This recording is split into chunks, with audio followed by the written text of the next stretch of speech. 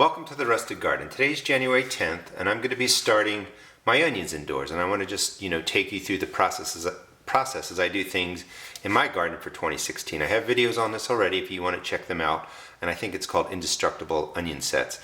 And it's really just an easy way to start your onions, and they're almost indestructible. Let me talk about what's most important about onions. Onions come in really three, not really varieties, but three types, let's say. There are short day onions, and they need 10 to 12 hours of daylight in order to bulb properly. And this is good for zone 7 where I'm at, or warmer. So it's zone 7 Maryland going down towards Florida. So zone 7, 8, 9, 10, and 11. You want to look for onion seeds or onion sets if you're buying them that are for short days. And it's important because if you don't have the right light, they don't bulb as well or get to the mature size that you want. The next type of onions are intermediate day onions, and they need 12 to 14 hours of light. And again, the light means that length of light is what triggers the onions to bulb. And these are good for zone 7, but mostly for zone 6 and 5. If you try and grow them in zones where it's not necessarily the best, you just don't get really large bulbs, but you still get onions and you still can use them. It's up to you. Like the Walla Walla onions that I'm going to plant aren't really for my zone, but I really like the taste. They are a little bit smaller, but I use them all the time. And then you have long day onions, and they need 14 to 16 hours of daylight, and that's good for zone 6 or colder. So that's just above me going up into Canada, and it's for zones 5, 4, 3, 2, and 1. So you have to know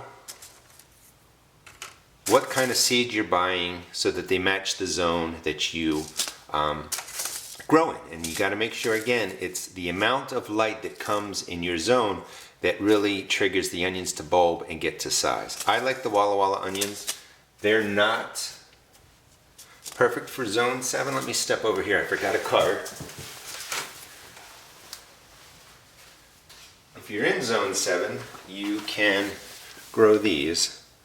And Georgia Sweet, Sweet Red, Texas Super Sweet, or Texas Sweet White.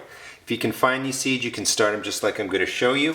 But they often come really to the box stores, Home Depot and Lowe's, in those bunches where you just buy a bunch for like $2.99 and it's like 50 onions, and you just plant them into the ground. I don't like buying the round bulbs anymore because I found, because onions are biennials, that when I plant those bulbs, very often they never grow an onion, they flower. So I like doing it this way because these onions will consider themselves first year onions, and as they grow through my season, they're going to really want to bulb up. The easiest way to do onions is not to just plant one seed at a time in here. Overseed them. They are really, really indestructible. And just fill up your starting mix, or put your starting mix into your cell. Pack it down. You want it to be nicely packed for onions because they are going to grow very tightly and close together, and the extra soil helps them.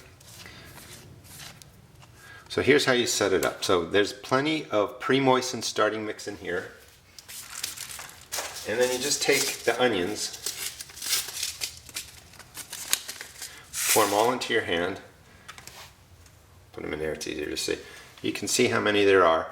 And I'm not going to just put 1, 2, 3 seeds in each. I'm just going to take the whole thing and sprinkle them all into there.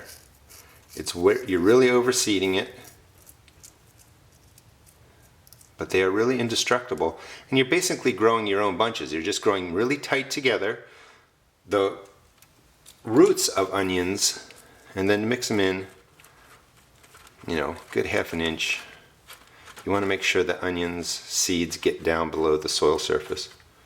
The onion roots are really wiry, they're strong, so you can pull them apart really easily when they're all kind of enmeshed and growing this way.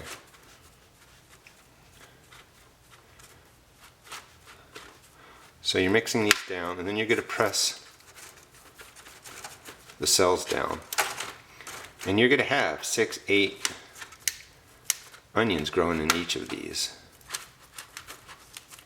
And again, you can check out my videos and you'll see what the growth looks like on these.